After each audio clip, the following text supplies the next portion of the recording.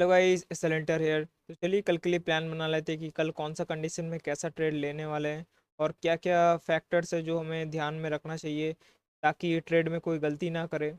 तो अगर मार्केट का स्ट्रक्चर को हम देखें अभी बैंक निफ्टी को, तो पहले मार्केट ने गैप अप खुल के रिजेक्शन में ब्रेकडाउन किया। उसके बाद देखिए मार्केट कहीं ना कहीं ऊपर गया और ऊपर ही होल्ड किया, मार्केट 200 के ऊपर ऊपर और एक रेंज बनाए। तो रेंज बनाए तो 200 के ऊपर ऊपर जैसे ही मार्केट जा रहा था, डब्ल्यू पैटर्न को देख के ऐसे 200 के ऊपर सपोर्ट वगैरह को देख के यहाँ पे बायर वगैरह आए होंगे।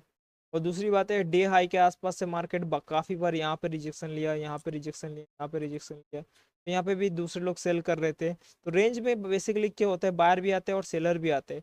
बट हमें क्या देखने को मिल रहा है कि 200 का ब्रेकडाउन, मार्केट ने क्या किया, 200 का ब्रेकडाउन कर दिया। मतलब ये जो बायर थे उनको निकाल दिया, उनका जो एसएल्स थे यहीं कहीं 150 के आसपास, तो उनको तो निकाल दिया मार्केट। बचे हैं बस ये सेलर। इसीलिए in case of gap up या थोड़ा बहुत गैप डाउन के केस में भी हम क्या करेंगे, बाइंग का ही प्लान रखेंगे।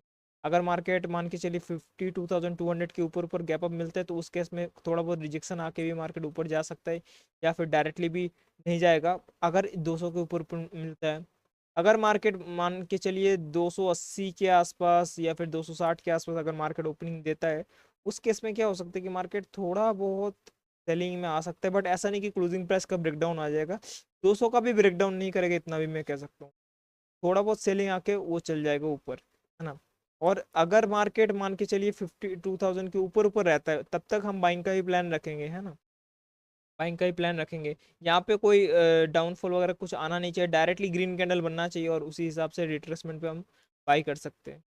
ये चीज़ समझ में आया। और 52,887 के आसपास हमारे इंपॉर्टेंट सपोर्ट, ये सपोर्ट टूटना नहीं चाहिए। ठीक है, थोड़ा बहुत एक दो पॉइंट अगर ऊपर नीचे हो कोई दिक्कत नहीं, बट ज़्यादा सेलिंग नहीं आना चाहिए।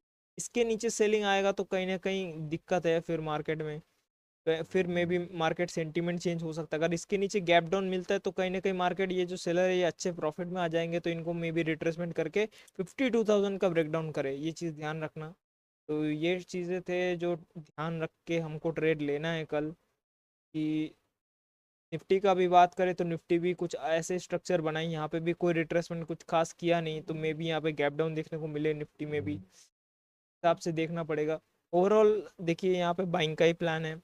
सेलिंग का प्लान देखिए मैंने कल भी बताया था कि 52,000 का ब्रेकडाउन होना चाहिए। वो मेरे को लगता है कि ब्रेकडाउन कर देगा कल। बट वो देखिए वो सिचुएशन के अकॉर्डिंग ही काम करना पड़ता है। अगर मार्केट अगर देगा, अगर क्योंकि अभी करंट चार्ट के अकॉर्डिंग तो एसएल सुपर है ना, तो उस हिसाब से प्लान बनाया है।